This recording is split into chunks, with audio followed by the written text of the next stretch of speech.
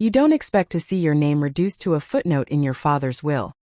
Especially not beneath a line that transfers the house, the savings, and all personal effects to someone you've never heard of. The name glowed on the lawyer's screen like a typo with teeth. Evan Hale. Not family. Not a friend. Not even a name you could place. Your father died last week. Today, a stranger inherits your life.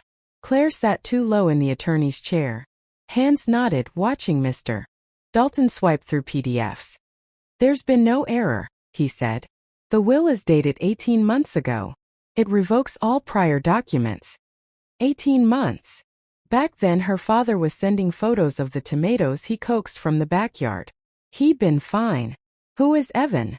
Dalton peered over his glasses. The document names him beneficiary and trustee. There's a contact number. Claire dialed it in the office because humiliation was already here. Voicemail. A careful male voice. You've reached Evan. Leave a message. She hung up. Maybe it's a charity, her mother had said last night, hope thin as thread. But the will didn't read like charity. It read like erasure.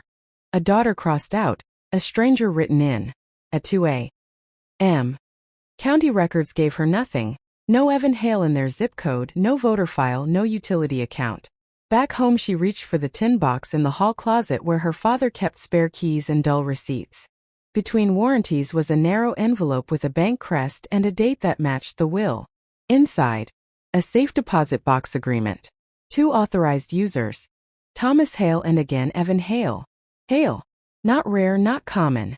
Her father had never mentioned a brother. She'd grown up with barbecues that included exactly no extended family. It's just us, he'd say. Simple is best. At midnight she drove to the old house, now hollow with grief. In the garage behind a shelf of paint cans, she found a manila folder labeled in block letters. Hale. She carried it to the kitchen and spread the contents like cards. A birth certificate from 1981, a faded photo of 2 boys on a pier, a court order stamped sealed. The certificate listed a mother's name she didn't know and a father listed as Thomas Hale. The boy's name Evan. The kitchen clock ticked too loud. Not a collapse but a shift. A half-brother, hidden for 4 decades. She called her mother. Who is Evan? Silence stretched. Then softly. Claire, where are you? In the house. There's a folder. A birth certificate with Dad's name. Please come here, her mother said. Not a plea, an instruction. Half an hour later they faced each other at the table, mugs of untouched tea between them. Her mother's eyes were rimmed red. Before you were born, she began, your father made mistakes. We agreed those mistakes wouldn't define our family. A son isn't a mistake, Claire said, surprised by her own calm. Where is he? Why would Dad leave everything to him? Her mother stared at the dark window. Your father sent money for years. It wasn't a secret to me, but it was contained. He tried to find Evan at 18. Evan refused contact. Refused? Then why the will? People change, her mother answered, and there was fear in it. Not of Evan but of the price of truth. After your father's diagnosis, he didn't tell you at first. He said he had to set things right. Diagnosis. A trapdoor opened under Claire. He was sick 18 months ago? Early. He thought there was time. Her mother's voice thinned. Maybe Evan finally answered. Maybe they met. Claire looked again at the photo on the counter. 2 boys, summer knees, the same stubborn jaw. Blood doesn't lie even when people do. She picked up the safe deposit slip. Branch box number ours. If the will was a map, the box was the key. She could wait for a formal opening, or go tomorrow and ask as the daughter who suddenly wasn't. She slid the folder together and stood. Grief, anger, curiosity tugged like 3 dogs on one leash. If he's my brother, she said, I want to hear it from him. On the porch, the night felt held by strings. Claire opened her phone, found the number, and pressed call. 1 ring. 2. Then the voice she'd only heard recorded came alive, warmer, wary. Hello. She swallowed. Evan? This is Claire Hale. We need to talk about Dad. And about why his will just erased me. They met 2 days later. Evan had agreed over the phone, his voice cautious, like someone already braced for attack. Fine. Let's meet at the cafe on Madison. It's quiet there. Claire arrived early. She chose a table by the window, pulling out the folder with the photos and the birth certificate. Her heart pounded as if she were about to take an exam that would decide the rest of her life. When the door opened, a tall man with dark hair, a little over 30, stepped inside. His eyes found hers, and in their shape so much like her father's, Claire realized. Blood recognizes blood. "You're Claire," he said without a smile, sliding into the seat across from her. "And you're Evan," she replied. The pause that followed hung heavy as stone. The waiter set down coffee. Neither of them touched it. "I only learned about you after the will," Claire began. "Dad never told me." Evan looked at her directly, though his gaze was guarded. "He didn't tell me either. Not until recently." Claire leaned forward. "So you met him?" Evan stayed silent for a moment, hands wrapped around his cup. Then he nodded. "A year ago. He found me. Came to my place, said he was done living a lie." Claire's head swam. "And what did he tell you?" Evan took a deep breath. "That I was his son. That for 20 years he sent money to my mother. That he tried to see me but she wouldn't allow it. And when she died, he said he had to make amends." Claire clenched her teeth. "Make amends? By erasing me?" Evan shook his head. "He didn't erase you. He thought it was right. He said, 'Claire is independent, she'll be fine.' But Evan deserves at least once in his life to be given something real." The words cut deep. Fine. Yes, she had always been fine. But was that reason enough to leave his daughter with nothing?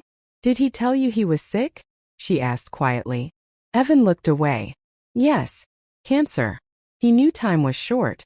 We met a few times. Sometimes we walked in the park, sometimes we just sat in silence.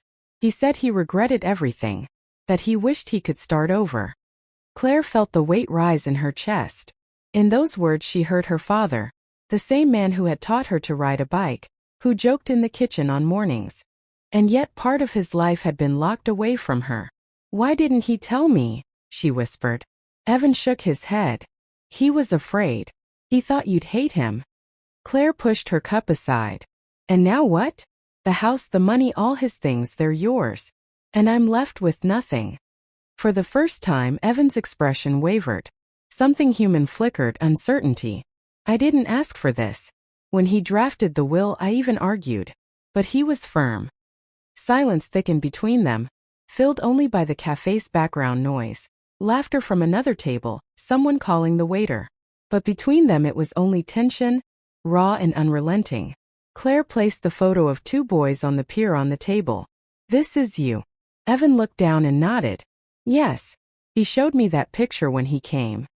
He said, 'Now I have 2 children and that's my greatest secret.'" Claire's fingers pressed into the paper until her nails bent. Hatred and a strange relief fought inside her. She finally knew the truth. But truth didn't make it easier. She looked at her brother. "I don't know what you expect from me." Evan's reply was soft. "Nothing. Only that you understand. I didn't choose this either." Claire couldn't sleep that night after the meeting. She replayed Evan's words again and again. I didn't choose this. Maybe he hadn't. But she hadn't chosen to grow up in ignorance either, to live in the shadow of a secret her father carried for decades. The next day she returned to the bank. A clerk led her into the small room for safe deposit access. In his hand were 2 keys, her father's and Evan's. When the lock clicked open, Claire held her breath. Inside was only a single folder. She opened it on the spot. A few letters, yellowed photographs, and an envelope with her father's handwriting across the front. For both. Inside was a letter. He wrote that he loved them both, that he had hidden the truth for too long, that this was his attempt to correct his greatest mistake. Claire has always been strong, he wrote, but even the strong need the truth. Forgive me if you can.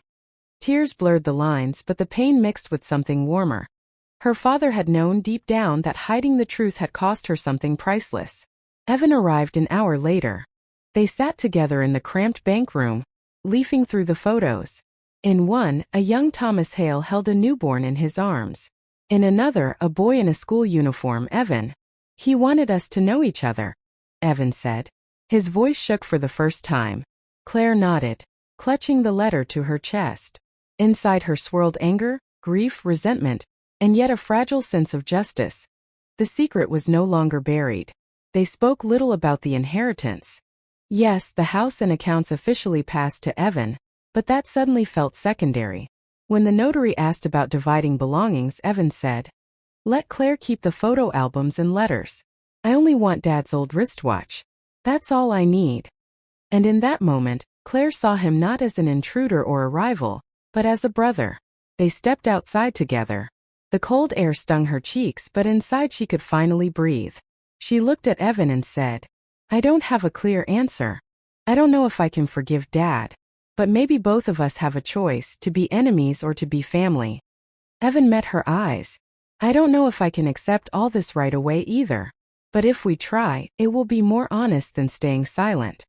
They stood on the bank steps, two adults bound by blood and a secret that had been buried too long. Ahead were difficult conversations, maybe new fights. But for the first time, Claire felt she wasn't alone in the story anymore. And you? Would you forgive such a lie? Or would secrets like this destroy your family forever?